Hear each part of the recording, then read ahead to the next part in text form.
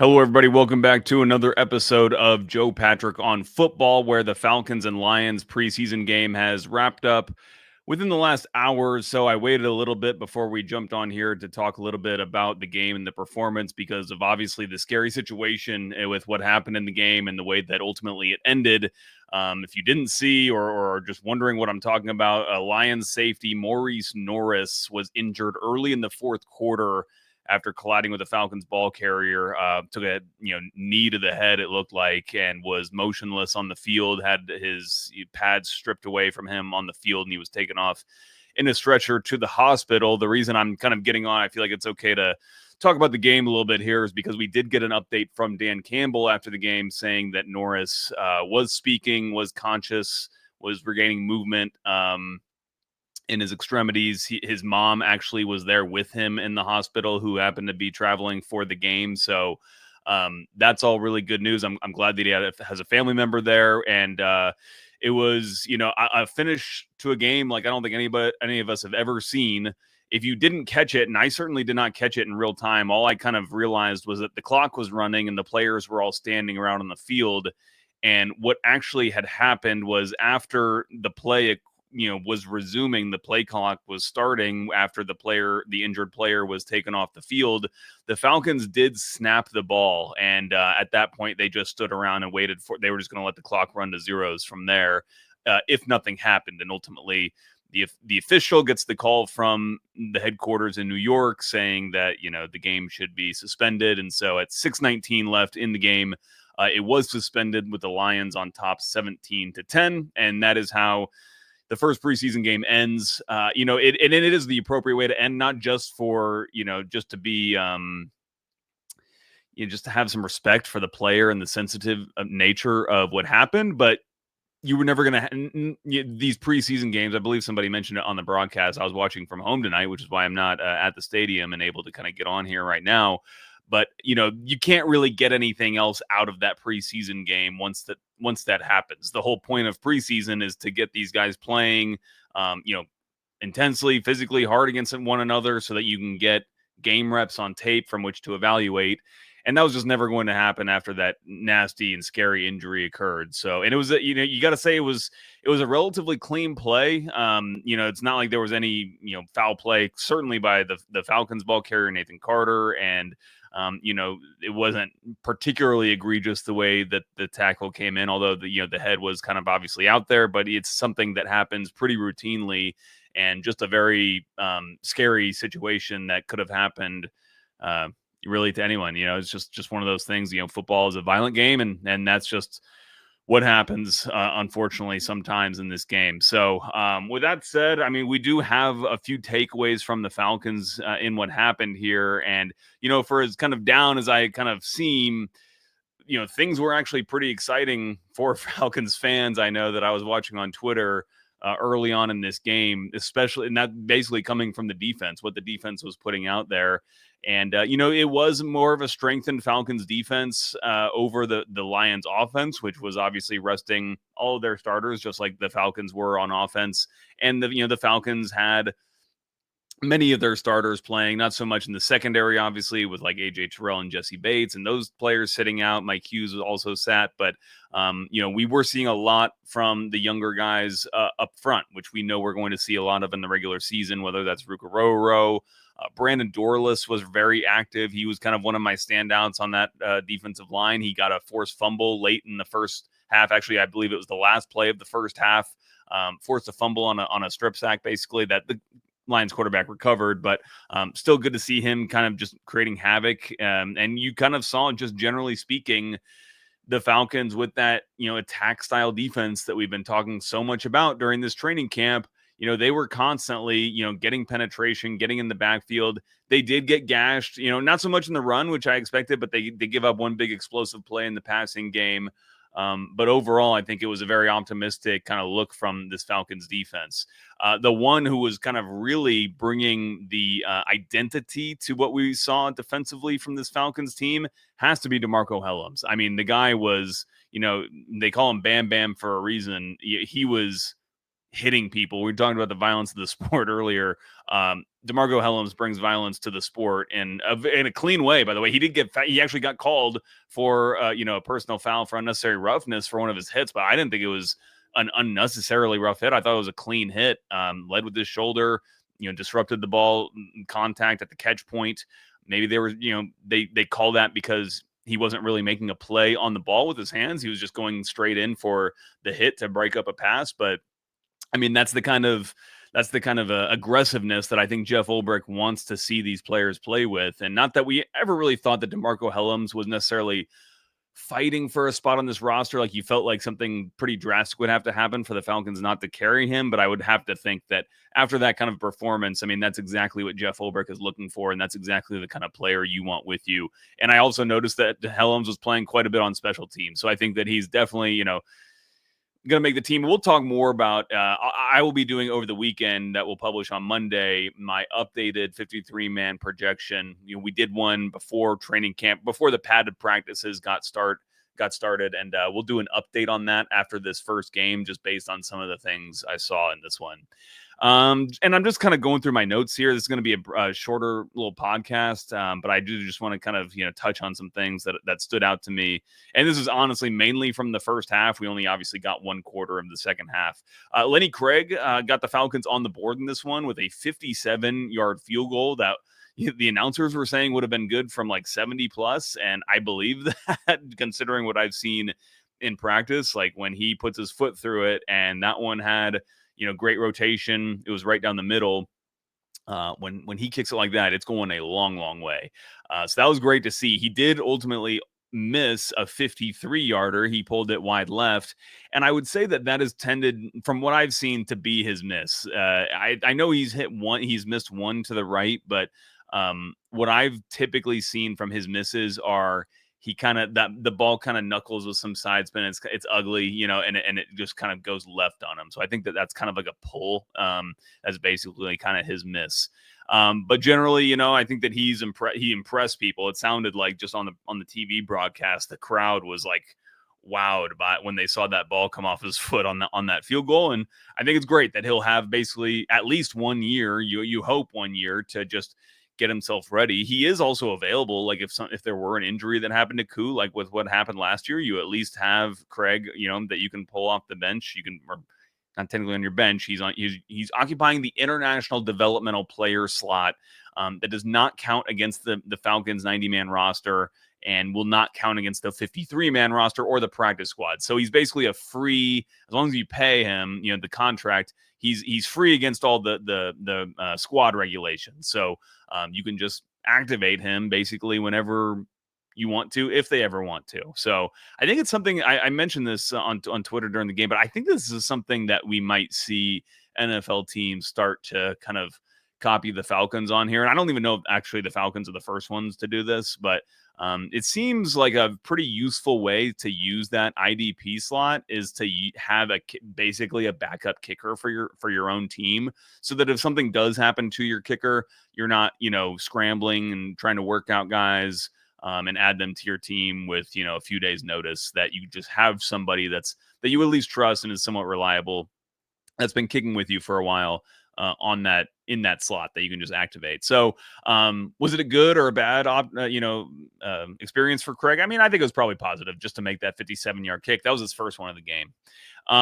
What else do I have here? I thought, Khalid Kareem, I noted, was on punt team. He's kind of been a controversial player, I would say. That was on my initial 53-man projection to make the team. I've kind of wavered on whether they actually will carry him since then, just because since I made that 53-man projection, I realized that there were some players that I left off that will probably make it, that at least have an inside track to make it. But, seeing him on punt team, as well as, he was getting around the quarterback. I can't remember if he actually had a sack or not, but he had a nice run defense rep where, again, he didn't make the tackle, but he set such a hard edge that he forced the back to have to cut back early, and it was stopped for no gain. I know he at least, I remember the play I'm thinking of that he made on a quarterback was actually a rush by some other player. I can't remember who that player was, but he flushed the quarterback out of the pocket. Kareem had basically, rushed inside. And then when the quarterback escaped to the outside, Kareem came all the way horizontally across the field and was able to push the quarterback out of bounds. Not for a sack, but I believe it was before he had picked up first down yardage at least. So that's the kind of activity that you want to see, especially from a big edge, to be able to do that kind of thing. I think is really good, and might still have him in my 53. We'll see. I haven't even decided on what that 53 man will look like at this point in time, but we'll sleep on it for a couple nights. Kobe Bryant, he's the we talked about him on the last show. A lot of you guys are really interested in his status, and it certainly does seem like he is rising the ranks to like the way that you would want to see from a UDFA. It's unrealistic to think that a UDFA is kind of going to come into camp and immediately, vault himself into not first team reps, obviously, but like even second team reps would be a little much. And, he's still not getting, I would say, like second team reps. The starting corners tonight for the Falcons were Natrone Brooks and Lamar Jackson, but it seemed like Kobe Bryant was the next corner that was getting rotated in after some of those guys. I believe he appeared for the first time in the second quarter. I could be wrong about that. It could have been even in the first quarter, but it was notable that he's getting earlier rotations in than, for example, another, high profile UDFA and Nick Nash, who was made some catches in that second half with Emory Jones at quarterback. But that was when we were starting to see those true developmental players. I felt like that first half was when you're looking at players who you feel like could potentially be playing on your 53-man roster. So I would have to think Kobe Bryant's definitely going to be, again, in contention to make that list when we publish it on Monday. And like some of you pointed out, I did not have him basically on anything. Like I didn't have him in the practice squad or on the 53-man roster at that point in time. That was just because he hadn't practiced yet when I made that. So he has since come off that NFI list, and we have been able to see him. He's had some production in practice. So I think things are tracking relatively well for Kobe Bryant at this point in time. One other thing, again, like these preseason games, I'm just kind of looking for playing time, like who's kind of playing early and then getting out. You would think that players like that are somewhat safe, or maybe not safe, but are preferred basically at this point in time. And, one of those players was David Sills the fifth. He was in, I believe that was that first drive. He made a really nice catch from Easton Stick, who started to scramble a little bit to his right. David Sills was able to make a nice catch in traffic for a first down. I believe that was a third down conversion as well. They tried to go to him again on, I believe it was a slot fade. Ball just a little bit overthrown. Honestly, not his game either. He's not a speedster. He's more of a crafty kind of interior route runner. That's why I like him. I kind of compare him in this scheme to what Drake London is for the Falcons. Obviously, he's no Drake London, but he's that guy who you can put in motion. You can do some crafty stuff with him. He is a former quarterback, played quarterback at West Virginia prior to making going JUCO and making a position switch to receiver.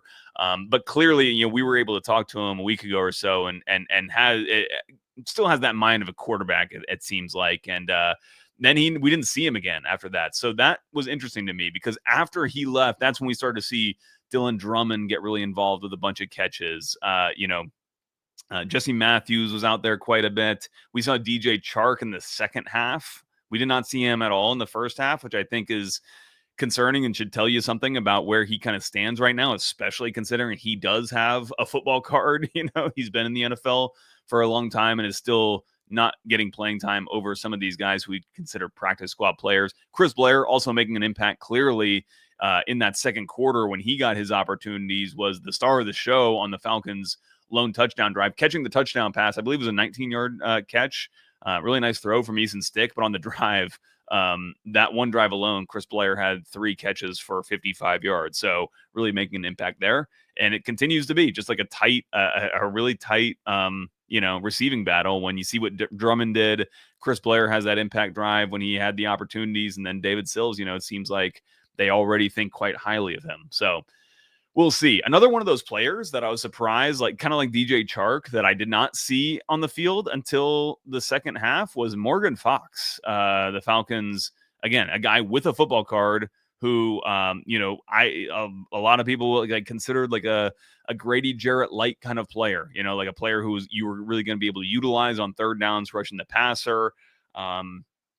Don't really know if that's whether it's an evaluation from the coaching staff that he's, not performed as well as they thought he could, whether that is just other players like Brandon Dorla, Zach Harrison, these other guys just being better than Fox has been, especially in some of these pass rushing situations. He's still a player that I think will make the Falcons roster, but it definitely made me raise my eyebrow that he was not really getting much action. And I could be wrong, but I believe it was that third quarter was the only time we saw Morgan Fox on the field. So that was an interesting one.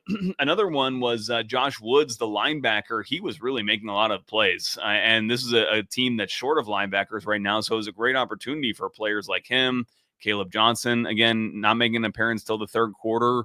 But these guys really had a time to shine with, obviously, Troy Anderson on the PUP list. Caden Ellis was sat for this one. And you didn't have JD Bertrand because of I think they're just being very cautious with past head injuries that he's had, and that he was held out of contact this week. So great opportunity for some of these guys, and they really showed up. So that was good to see. What else do I got here? The Falcons were just causing turnovers. That was great. Like they had 3 forced fumbles in that first half, and that is the kind of defense that I think Falcons fans and even the coaches would privately admit, like, if that's the kind of style of defense they can be, that's what they need to be successful. They need to get the ball to Michael Penix as often as possible. If they can do that, then they're going to be in good shape. And whether they give up some explosive plays like they did tonight, they give up a big 68-yard pass, whether they give up some explosive, even home run touchdown balls at times. I think the coaching staff would say that that is going to be worth it if we are able to execute this defense that is able to turn teams over. And we saw them getting to the quarterback. Arnold Ebiketie probably had the best, of those 3 turnovers, which was just a very clean win on a pass rush. Comes in, and you could see when he was going in for the sack, you could see those arms were reached out to the sides of the Lions quarterback looking for that football. And sure enough, I believe it was his right paw just connects with the football and punches it out. And Taquan Graham's able to recover it and jump on it and give the ball back to the Falcons. So, and that was when the Lions were driving. It may have even been after that big explosive play. I'm not sure, but the Lions were in position to score, and the Falcons make a play and make something happen. So that was great, and that's exactly what they'll be looking for on that side of the ball. One of the reasons why they want to play this attack style front and why they think it'll fit these players. And I think that from what we saw tonight, I would have to agree, because for players like Brandon Dorla, Zach Harrison, like, it looked like they were playing fast. It didn't look like they were, kind of feeling themselves out, trying to, I don't know, just like they didn't lack experience like those 2 players more or less do, even though Zach's been around a little bit longer. So anyway, with that out of the way, on offense, there wasn't as much to talk about, but we obviously talked about the receiving group. Before we get out of here, I do want to kind of say, like, one bit of concern about the Falcons I have right now is on this offensive line depth, especially when it comes to, run blocking. And they were better in pass protection tonight, even though on the early drives, it was not so good for Easton Stick. It felt like they kind of got it together. They kind of got organized a little bit and were able to do a little better in the pass pro. But, in the run game, they were just ineffective. Like, they just were not able to get to the linebackers. That second level from Detroit was able to make really clean tackles, just attacking the line of scrimmage without a Falcons, hand on them. And it made the running game pretty, like, there was just nothing happening basically on the ground for the Falcons, which is interesting considering, we do expect them to be such an effective ground attack, because, they will have their entire starting offensive line playing. And the point is that they're going to need those starting offensive linemen to be healthy for the vast majority of the season, if they want to have success. So with that out of the way, we will get out of here. Stay tuned. On Monday, we will be publishing a new 53-man projection. And then we have a really exciting week of practice coming up with the Tennessee Titans coming to Flowery Branch for joint practices on Tuesday and Wednesday ahead of the second preseason game, which will also be played at Mercedes-Benz Stadium. So a lot more Falcons action coming to you soon. Even though the ones tonight was cut short, it sounds like, things are tracking positively for the injured player, Maurice Norris. We hope all the best for him and his family. And stay tuned for our future shows. We'll catch you next time.